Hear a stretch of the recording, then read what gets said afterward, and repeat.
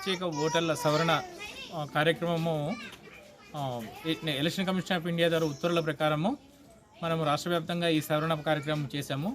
దీనిలో భాగంగా ప్రతి గృహానికి వెళ్ళి సంబంధించినటువంటి బిఎల్ఓలు ఆ సూపర్వైజర్లతోని ప్రతి ఇంటికి వెళ్ళి ఆ ఇంట్లో గతంలో ఉన్నటువంటి 2024లో ఉన్నటువంటి ఓటర్ లిస్టును చదివి ఆ యజమానితోని ఆ ఓటర్ లిస్టులో ఉన్న వాళ్ళందరూ ఉన్నారా, ఎవరైనా మైగ్రెంట్ అయ్యారా, లేకపోతే ఎవరైనా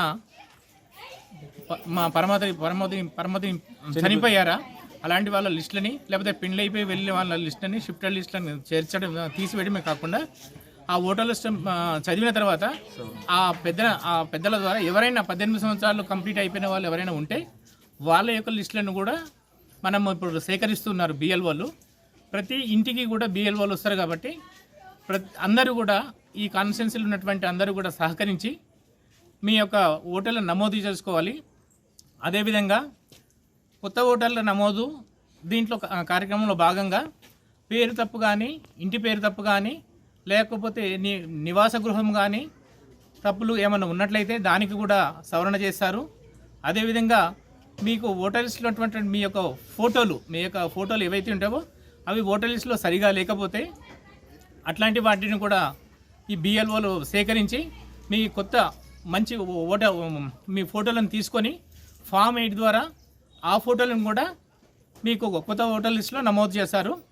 ఈ కార్యక్రమం అంతా ప్రతి ఇంటింటికి జరుగుతుంది కాబట్టి ఈ అందరూ కూడా సహకరించి బిఎల్ఓలకు సహకరించి అందరూ ఓటర్ల జాబితాలో మీ పేర్లను నమోదు చేసుకోవడమును ప్లస్ చనిపోయిన వాళ్ళు, షిఫ్టెడ్ వాళ్ళను తొలగించడానికి మీరు సహకరించాలని మేము election commission CEO office Hyderabad నుంచి వచ్చాము. ఈ కార్యక్రమము రాష్ట్ర వ్యాప్తంగా జరుగుతున్నది కాబట్టి అన్ని జిల్లాలకు కూడా సూపర్వైజర్ ఆఫీసర్స్ను పంపించారు. దానిలో భాగంగా